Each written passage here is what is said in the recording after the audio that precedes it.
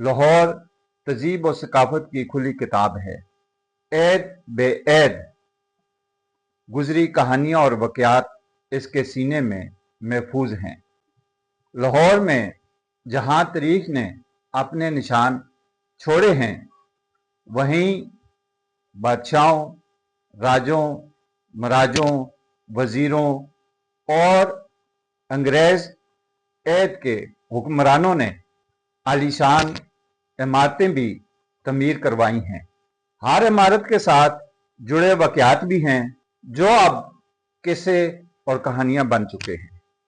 इन शानदार इमारतों में मस्जिद वज़ीर खान मुग़लिया दौर की आलीशान और लासानी इमारत मुनफरिद हैसियत रखती है, जिसकी शोहरत का तज़किरा यूरोप तक फैला हुआ है। नाजरीन मस्जिद वज़ीर खान की सैर करवाते हैं और तारीख़ी पस मंज़र और मस्जिद वज़ीर खान के साथ जुड़े वाक़यात भी सुनाएंगे। मस्जिद वज़ीर खान शहर लाहौर में दिल्ली दरवाज़ा, चौक रंग महल और मोची दरवाज़ा से तकरीबन 1 फरलांग की दूरी पर वाक़या है। यह मस्जिद नक्श व नगार में फ़न तमीर का मुँह बोलता सबूत है। मस्जिद की बैरूनी जानब एक वसी सराय है जिसे चौक वज़ीर खान कहा जाता है। चौक के 3 मुराबी दरवाजे हैं। अव्वल मशरक़ी जानब चिट्टा दरवाज़ा, दोम शमाली जानब राजा दीना नाथ की हवेली से मुंसलिक दरवाज़ा, सोम शमाली जीने का नज़दीकी दरवाज़ा। मस्जिद के मीनार 107 फुट ऊंचे हैं। इस मस्जिद की तमीर दिसंबर 1641 में 7 साल की तवील मुद्दत के बाद पाया तकमील को पहुंची। मस्जिद वज़ीर खान सल्तनत मुग़लिया के ऐद में तमीर की जाने वाली अब तक की नफीस काशकारी और कांसी कारी खूबसूरत मस्जिद है, जो बादशाही मस्जिद की तमीर से 32 साल कबल यानी 1641 में तकमील को पहुंची। मस्जिद की इमारत पुख्ता ईंटों खश्ती से तमीर की गई है और संगे सुर्ख का इस्तेमाल जा बजा किया गया है। मस्जिद में दाखला के 2 दरवाजे मौजूद हैं। एक सदर दरवाज़ा जो मशरक़ में वाक़या है, दूसरा शमाल मशरक़ की सिमत में वाक़या है। सदर दरवाजे की तज़ीन और आराइश के वक्त दाखले के लिए खोला जाता है। मस्जिद का सैन वसी है, जिसमें सुर्ख छोटी ईंट का फर्श लगाया गया है। सैन के मरकज़ में वुज़ू करने के लिए हौज़ बना हुआ है। नाजरीन दौर हाज़िर में हौज़ के साथ वुज़ू के लिए नलके लगा दिए गए हैं। मस्जिद के मशरक़ी, जनूबी और शमाली सिमत हुजरा नुमा कमरे बने हुए हैं, जिनकी तादाद 32 है और उस वक्त के तालिब इल्म जब इल्म हासिल करते थे इस मस्जिद में, तो उनकी रहाइश के लिए ये कमरे बनाए गए थे। फिल हकीकत यह खश्ती कांसी कार उम्दा इमारत अपनी मिसाल में ऐसी नादर है कि इसकी मिसाल कहीं और नहीं मिलती। मौरखीन लाहौर ने इस इमारत को लाहौर का फ़ख्र व इक़्तिदार कहा है। इमारत मस्जिद में हर काम खुश असलूबी से किया गया है। इमारत मस्जिद ऐसी पुख्ता चूनाकार मुस्तहकम तमीर हुई है कि बावजूद 450 साल गुजरने के भी बगैर किसी नुक्स के दिखाई देती है। मस्जिद की दीवारों पर कांसी कार नक्काशी ऐसी हुई है कि बड़े बड़े नक्काशकार नक्काशी का सबक लेने इस मस्जिद आते हैं और इन ताकचों की नकूल उतार कर ले जाते हैं। कतबों पर अरबी और फ़ारसी के हरूफ की खुशखती ऐसी नादर है कि बड़े बड़े खुशनवीस हज़रात देख कर हैरान हो जाते हैं।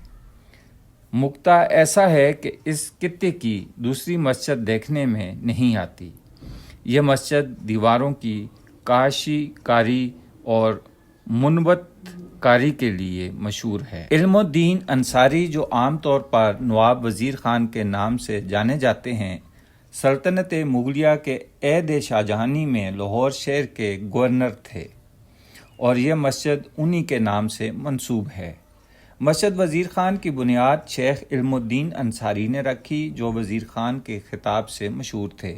वज़ीर खान मुग़ल शहनशाह जहाँ के तबीब ख़ास भी थे।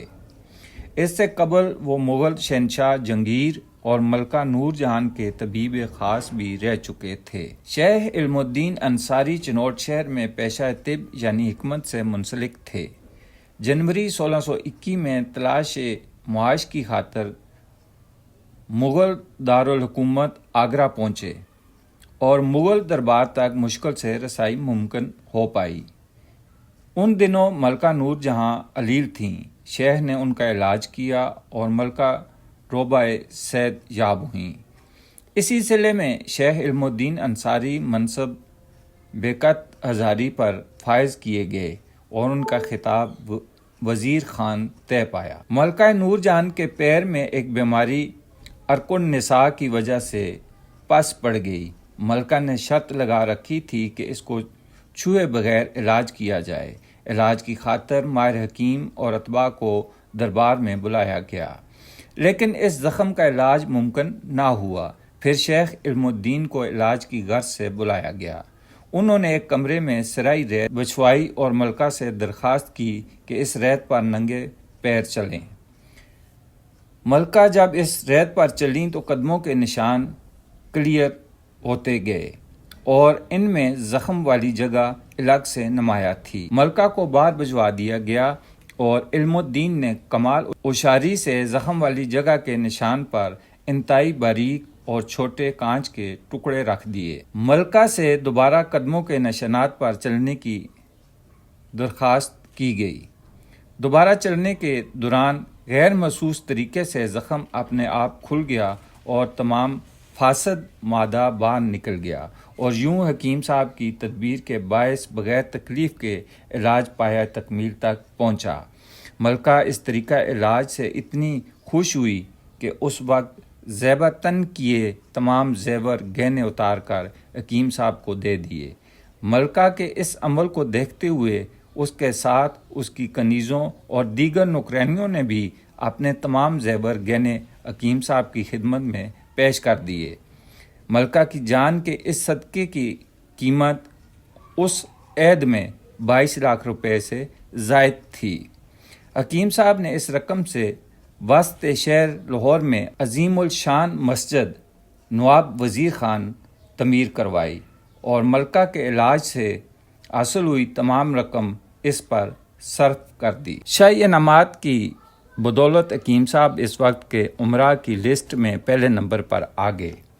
عہد شاہجہانی میں وزیر خان امراء کے خطاب سے نوازے گئے اور جب شہنشاہ جہاں لاہور آیا تو انہیں ناظم لاہور مقرر کر گیا تھا۔ وزیر خان نے 7 سال تک 1632 سے 1639 تک حاکم لاہور کے عہدے پر فائز رہے۔ مغل شہنشاہ شاہ جہاں کے عہد میں وزیر خان نے 1635 میں اس مسجد کی بنیاد رکھی اور بازار دلی دروازے کو آباد کیا۔ جس جگہ مسجد تعمیر کی گئی اسی جگہ پر سید محمد اسحاق المشہور میراں بادشاہ کا مزار تھا۔ پختہ حجرہ جو زیارت گاہ عام تھا مسجد میں شامل کر لیا۔ تقریباً 7 سال کی طویل مدت کے بعد یہ مسجد اختتام ماہ شعبان 13 دسمبر 1641 کو پایہ تکمیل کو پہنچی۔ ناظرین، جیسا کہ شروع میں عرض کیا گیا تھا کہ قدیم عمارتوں کے واقعات بھی ہیں۔ مہاراجہ رنجیت سنگھ نے اپنے 40 سالہ دور اقتدار میں لاہور کی تقریباً سبھی تاریخی عمارتوں کو نقصان پہنچایا۔ متعدد تاریخی عمارات سے سنگ سرخ اور سنگ مرمر اتروا لیا اور بعض مقامات کو منہدم کروا دیا۔ مسجد وزیر خان بھی رنجیت سنگھ کے نقصان سے اس لیے بچ گئی کہ وزیر خان کے گورو ارجن سے تعلقات بہت اچھے تھے۔ یہی وجہ ہے کہ مہاراجہ رنجیت سنگھ نے مسجد وزیر خان کو نقصان نہیں پہنچایا، بلکہ سرائے مشمولہ میں چندے توپ خانہ سرکاری ڈیرہ فگن ہوا تو کرایہ ماہواری اس سرائے اور دکانوں کا وزیر خان کی اولاد کو دیتا رہا۔ مسجد کے ساتھ جڑا واقعہ۔ کنیا لال نے اپنی کتاب تاریخ لاہور میں مسجد کے سکھوں کے عتاب سے بچنے کی وجہ یہ بیان کی ہے کہ ایک مرتبہ مہاراجہ رنجیت سنگھ موراں طوافہ کے امراء اس مسجد کے مینار پر آیا اور دن بھر اوپر رہ کر عیش و نشاط میں سرگرم رہا اور اسی شب وہ بیمار پڑ گیا۔ لوگوں نے کہا کہ یہ آثار بزرگ اسحاق میراں بادشاہ کے غضب کے ہیں جو اس مسجد کے احاطے میں دفن ہیں۔ دوسرے روز مراجع مزار پر آیا اور 500 روپے نظر کی اور آئندہ ایسی حرکت کرنے سے توبہ کر لی۔ سلطنت مغلیہ کے عہد میں اس مسجد کی دیکھ بھال حاکمانہ لاہور کی طویل میں رہی۔ لاہور میں سلطنت مغلیہ کے زوال کے بعد عہد سکھ شاہی کا آغاز ہوا تو اس مسجد کی بحالی و مرمت نہ ہوئی، محض اس قدر کہ ایک معتمم نور ایمان والا نے مسجد کے چاروں میناروں کی اوپر کی بلند برجیوں کے 2 در بند کروا دیے تھے اور صرف 2 در کھلے رکھے، صرف اس خیال سے کہ درمیانی ستون نازک ہیں، مبادہ زلزلہ کے صدمے سے گر ہی نہ جائیں۔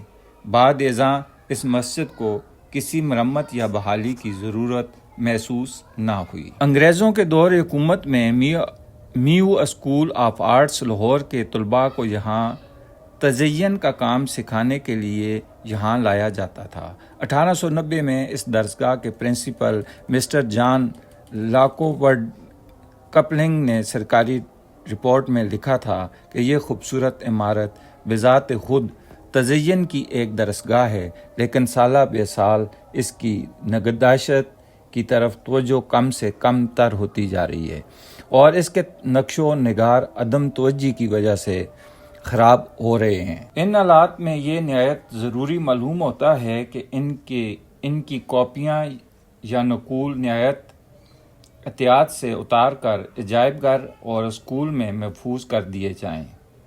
ہمارے نوجوان مصوروں کے لیے اس سے بہتر اور کہیں تربیت نہیں ہو سکتی۔